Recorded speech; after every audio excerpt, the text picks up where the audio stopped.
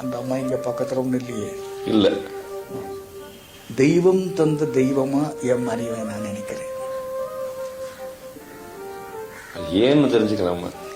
ஏன்னு தெரிஞ்சுக்கலாமான்னாக்கா, அந்த அம்மாவுக்கு நான் நல்லா இருக்கணும், நான் சந்தோஷமா இருக்கணுங்கிற ஒரு எண்ணத்தை தவிர வேற ஒண்ணுமே கிடையாது.